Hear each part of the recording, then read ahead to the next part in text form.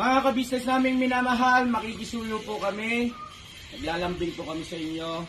Kung maaari po sana ay pakisuportahan natin Alminda Cariaga Mix Vlog. Alminda Cariaga Mix Vlog. Right? Alright! Bira! Bira! Hi everyone! Welcome back po sa ating YouTube channel. Ito po ang inyong lingkod, Alminda Mix Vlog. Bumabati sa atin ng magandang gabi. Around Middle East, magandang umaga. Sa atin sa Pilipinas. Around the world, kumusta na? Mag-ingat po tayong lahat. So, second Eid po tayo ngayon. Actually, off ko. So, mga kabisnes, mga kapapi, mayroon po tayong reaction nandito. Itong pag-iibigan, kung kakilala ninyo o natatandaan nitong si Kuya Renato na may siyam na anak at ito ay yung asawa po niya ay nasawi sa panganganak sa kanyang bunsong anak. So ito po ay gawa natin ng konting opinion kasi nga hindi natin na alam o hindi natin nasusukat na biglang may darating dito at magpapatibok ng puso nitong si Kuya Renato at ito'y nagkakilala daw sila sa isang platforms na TikTok. Ay, sala rin kang TikTok ka, no? So, by the way, mga kabisnes, mga kapapi, kung halimbawa din pa kayo nakapag-subscribe dito sa aking munting bahay, baka pwede pong pakipindot natin ang button ng subscribe yan at ang notification bell para updated tayo lahat sa ating mga nire-reaction ng video sa Kabisnes Official at Papa Dins TV. So, well, umpisahan natin mga kabisnes. At huwag nating kalimutan subscribe ang Kabisnes Official, Papa Dins TV at ang kanilang pangalawang channel, Business Family. At ang ating idolo na si Wakiwak TV at ang Bong MTV po na mga best friend ni Kabisnes, mga kabisnes. At ang anim na kagwang, huwag po nating kalimutan suportahan. At ang aking kasamahan na reactors din, paki-subscribe po natin. Suportahan po natin sila. Lahat tayo magsuportahan, di ba mga kabisnes, mga kapapi? So well, umpisahan natin ang itong kwento. Itong konting opinion lang naman natin na nagkakilala sila at nagmamaigian dito sa TikTok. Di, ang galing naman tingnan mo nga naman talaga ang pag-ibig kung saan ka ay tinadhana doon kayo magmimit ng iyong mamahalin o makasama habang buhay. So, bago yun, kailangan natin marinig o mapanood kung ano itong kanilang kwento sa pag-ibig. Diba? So, umpisahan natin mga kabisnes. Panoorin po natin, samahan ninyo ako dito sa kwento ng bagong pag-ibig at bagong yugto ng buhay ni Kuya Renato. Dahil sa TikTok yan ha. So, panoorin po natin. Magluto. Baka siguro kay Bunti. Para yan. Nakaganon kami. Kaya pala napapala. Ayun ako pala silang ilaw. Talagang tayo. Kasi electric ba? Electric talaga ako. Wala nga lang ako. Walang kumpekis dyan. Yung sabi ni Kuya. At mga kabisnes, mga kapapi, hindi ba niyo napapansin itong si Kuya Bong, napakakuwela na rin. Bakit daw walang good vibes kiss? Yon ang opinion ni Kuya Bong natin. So, at ikaw Kuya Bong, marunong ka na ha? Mag-antay ka ng para sa'yo. Hindi ba? So, continue po natin mga kabisnes, mga kapapi. Bong, good vibes. Yung sa'yo na lang. Ayan ma'am, kumusta naman po? Kumusta naman na ngayon ay magkasama na? Ilang taong kayong nagligawan ni Renato? Okay lang taong LDR. Oo. 1 year and 3 months. Si Ma'am Christia ay pwede ba namin makilala? Ibig ko sabihin na taga-saan po kayo? At kayo po ba ay dalaga? Yung mga ganun po. Okay lang ma'am ha? Taga-ano po ako, taga-Kabiling Tarlac.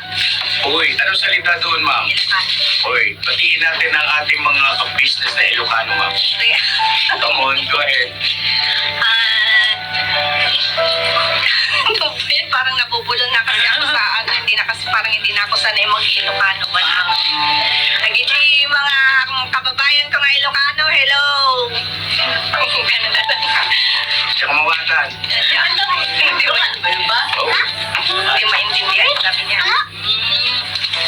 Ayan, kumusta naman? Ilang buwan na kayong magkasama ni Renato ngayon?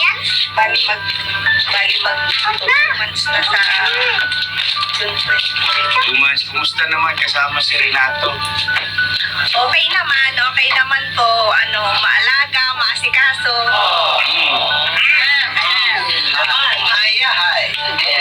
Hayang buhay. Tutukan talaga. Ganun ka pala. Alam mo, ganun Parang talaga. hilig mo umisyata ngayon yung vlog natin. Ano? Hilig mo. Bakit may Oo. Hindi, kasi siyempre, alam naman ng mga kapisos natin yung istorya ni Renato. Siyempre, masaya kami na meron na siyang magiging katuwang ulit sa pag-aasikaso sa mga bata. At Kaya nga po, ano bang plano nyo? Magpapakasal ba kayo? inaano kasi namin yung mga basher niya, siyempre makikita. Basher? Basher niya. Wala, may basher. Basher to. May basher siya yung Hindi, huwag niyo intindihin yung basher. Bas talaga. Huwag intindihin yung basir, bas. No? Lalo na yun, pag nakita niya naman ako, siyempre, ano na naman yung Balot naman si kuya. Wala naman siyang asawa. Wala naman siya Ano nga, parang sira lang kasi. Kasi ano naman yun, karapatan naman yung kasama. Pero kung may asawa siyang buhay, talagang hindi pwede. Okay lang kung ang Kaya nga, kung ano-ano kasi yung ang mga sasabihin tama lang, huwag lang sobra, wala namang problema. Kaso, pasiraan ka palalo eh. na ano ko kasi yung mga comment ka dun sa sinagot ko nga yun ko nga yun eh. Kahit sa messenger, sinagot ko siya. Sabi ko, walang matino, tumigil ka, sabi ko. Sabi ko sa kanya, magkano ba sinasahod mo dyan sa paninira mo, sabi ko nga sa kanya. Pero kayo naman po ay talaga nagmamahalan. Kung hindi kami sa LDR pa lang, dapat doon bigay ng isa sa amin. Siyempre, may salita na binibitawan na talagang lalong tumitibay. Sa LDR pa lang.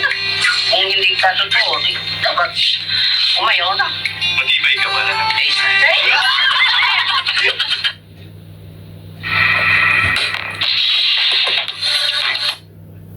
Message ka, gano'n? Hindi, nakiano lang siya. Sabi niya, pwede ba ako maki-join sa ano ba yung Kasi yung mga inaakyatan ko kasing mga live, yung mga kaibigan niya. Ngayon kaibigan din pala. Kaibigan din siya. kaibigan ko rin yung mga niya. Ang bago yun sa TikTok. Tapos anong nangyari? Bakit nung nag-TikTok, Umayaw na. matibay ka ba na?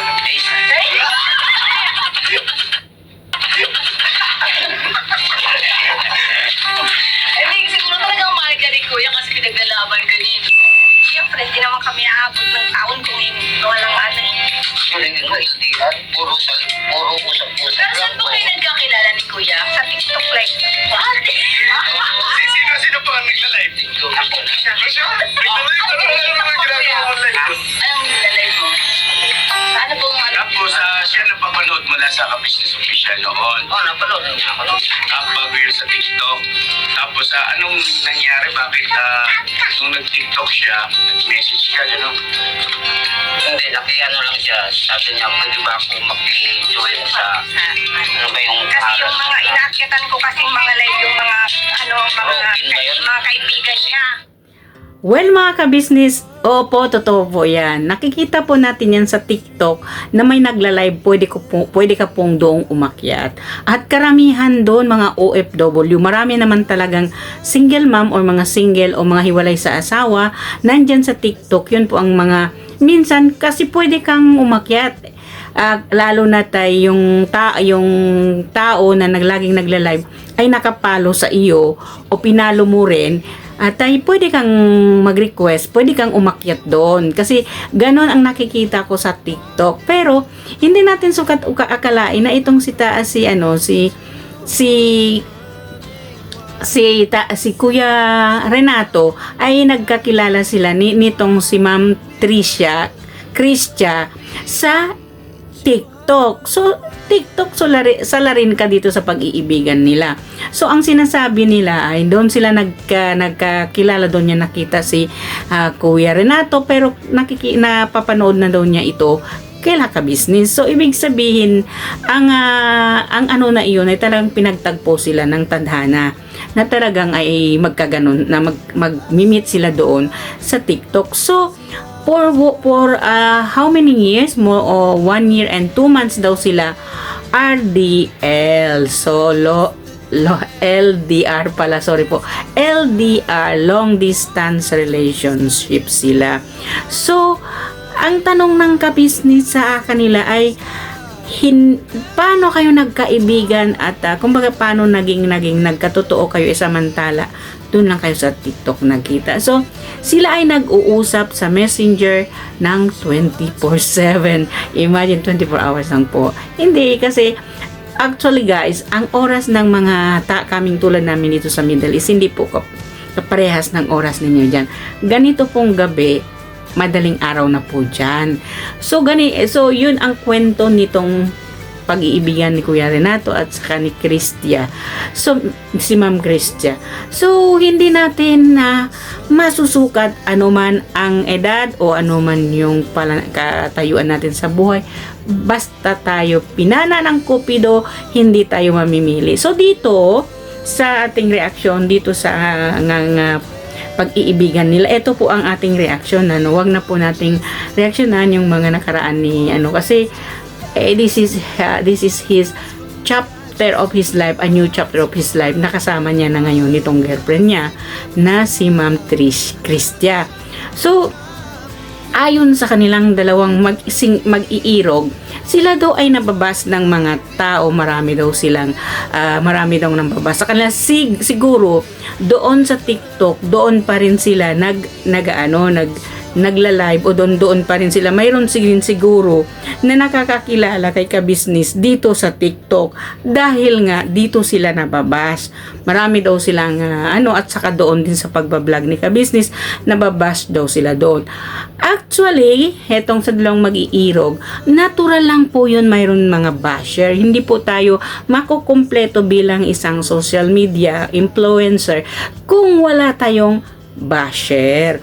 So, alagaan mo na lang Kuya Renato yung mga basher mo. Sorry po, it's just a joke only. Hayaan na lang po natin yung mga basher.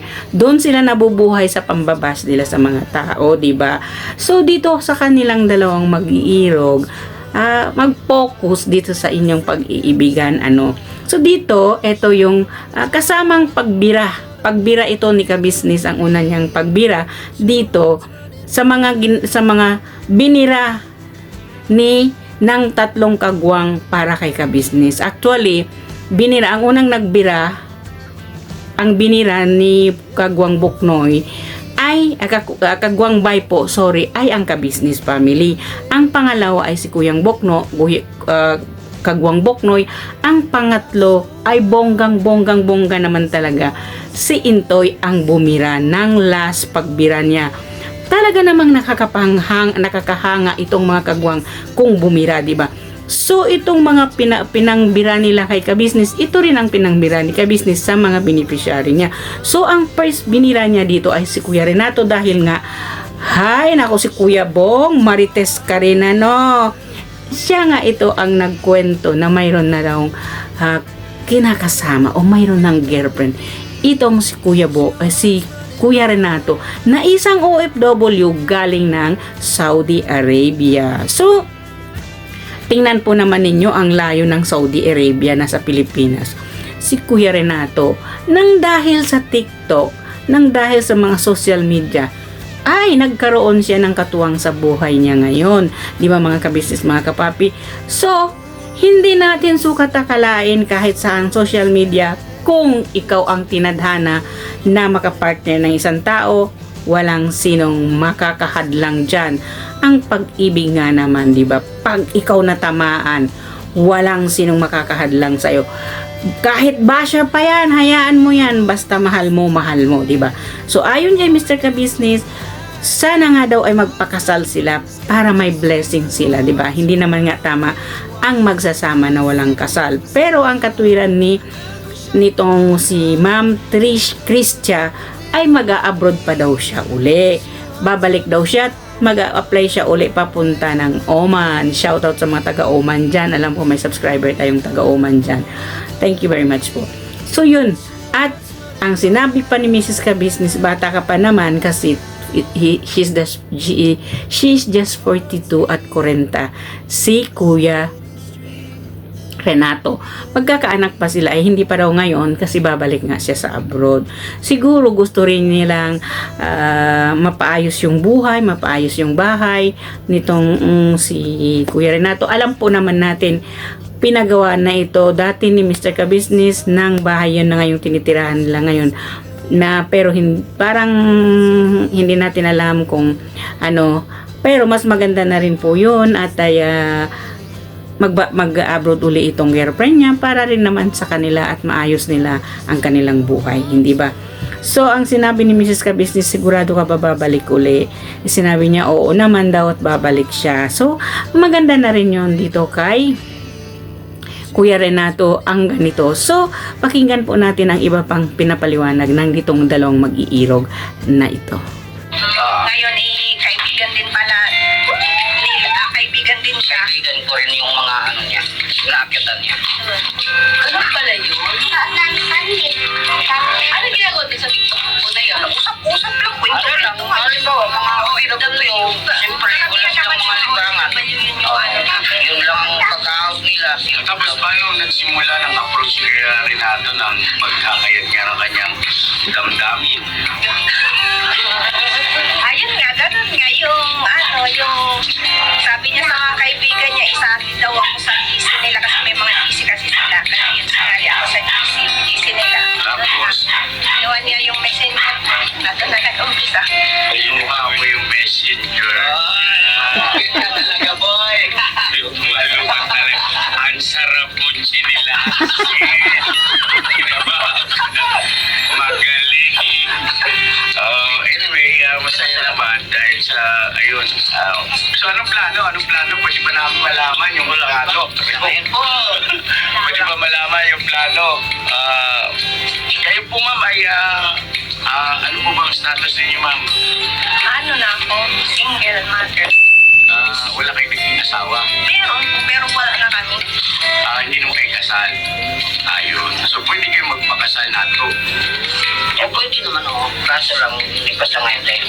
O kung balak nyo magpakasal, tutulong kami. Para mabibigyan. Tama.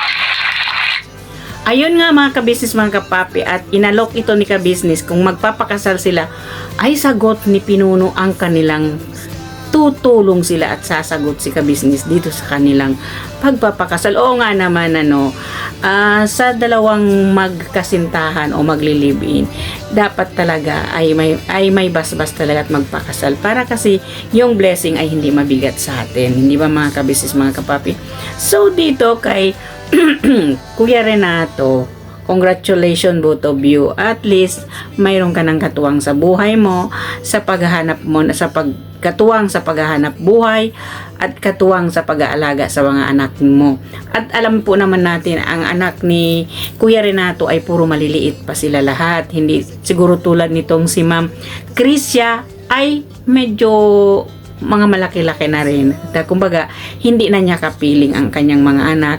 Dito na lang siya kay Renato. Kaya siguro, dumiretso siya ng pag-uwi niya dito kay Kuya Renato. Kasi, kumbaga, parang napipil kasi niya siguro na safe na siya dito kay Kuya Renato sa kanilang pagsasama.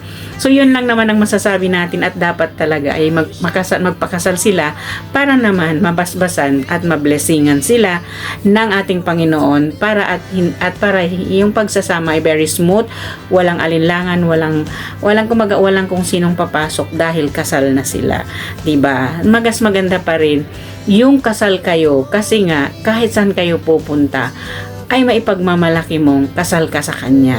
Kahit saan mang lugar ka mapunta asawa mo na siya.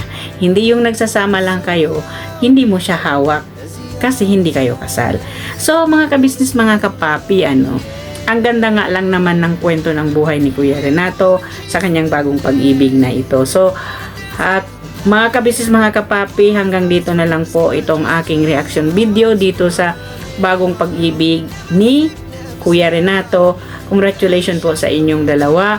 So mga kabisnes, mga kapapi, bago po natin itong tapusin, ako po humihingi lang sa inyo ng konting tulong na suportahan natin ang ating pinunong kabisnes, ang Kabisnes Official, Papa Dins TV at Kabisnes Family, at ang aking mga kasamahang reactor, sina Taong Gala Vlog, Analisa Reality Vlog, Anime Reactors TV, Ma'am Pres Channel, Kalingap Turak, Pelsi Katangay, at MK Inday Okray TV, at ang inyong lingkod po, Arminda Mix Vlog, at ang anim na Kagwang Intoy Official, Kagwang Bay Official, Kagwang Boknoy Official, Kagwang Bong Official, Kagwang Bugi Official, at Kagwang Bornok Official. Mga kabisnes, kapapi, wag natin silang kaligtaan i-subscribe o suportahan. Ibilang na po ninyo ako, mga kabisnes. Don't forget to subscribe and share my reaction video. Sa lahat ng video ko po, please don't forget and share and likes at comments po. Bira banat lang tayo, mga kabisnes. Hanggang dito na lang. May Allah bless us all. Bye-bye po.